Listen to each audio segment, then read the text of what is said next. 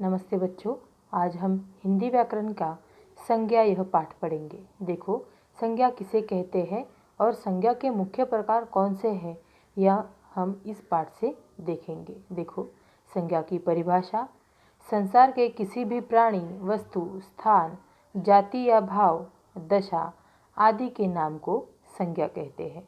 इसके बाद हम देखेंगे संज्ञा के मुख्य 3 प्रकार है, जो है व्यक्तिवाचक संज्ञा, जातिवाचक संज्ञा और भाववाचक संज्ञा। ठीक है, सबसे पहले हम देखेंगे व्यक्तिवाचक संज्ञा किसे कहते हैं। देखो, हमने हिंदी में बातचीत की। हिमालय सबसे ऊंचा पर्वत है। ताजमहल यमुना के किनारे है।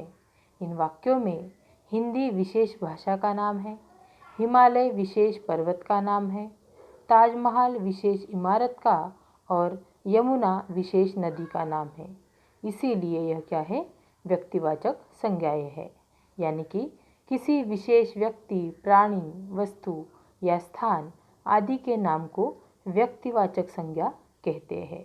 इसके बाद हम देखेंगे व्यक्तिवाचक संज्ञा के कुछ अन्य उदाहरण, जैसे भारत, सूर्य, मदर टेरेसा, जापान, सोमवार, स्वतंत्रता दिवस। उसके बाद हम देखेंगे संज्ञा का दूसरा प्रकार, जातिवाचक संज्ञा।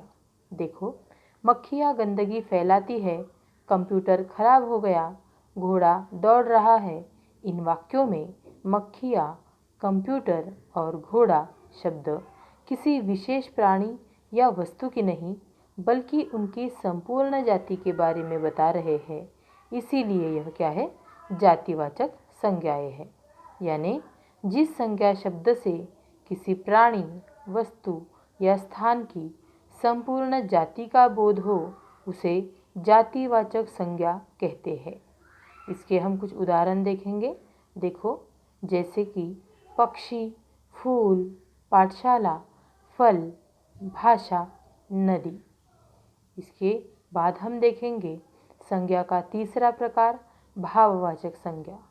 मनीषा को प्यास लगी है, हमें अपने देश से प्रेम है, मुझे गर्मी लग रही है। इन वाक्यों में प्यास, प्रेम और गर्मी यह शब्द व्यक्तियों, प्राणियों और स्थानों के नाम न होकर केवल भावों के नाम हैं, जिन्हें हम केवल महसूस कर सकते हैं, देख या छू नहीं सकते। इसीलिए यह क्या है, भाववाचक संज्ञाएं है। यानी इसकी परिभाषा है कि जो शब्द किसी भाव, गुण, दोष, दशा, स्वभाव आदि का बोध कराते हैं, वे भाववाचक संज्ञाएं कहलाते हैं। इसके बाद हम देखेंगे भाववाचक संज्ञाओं के कुछ अन्य उदाहरण हैं, जो सर्दी, ठंडक, बुढ़ापा, बचपन, सुंदरता, खुशी।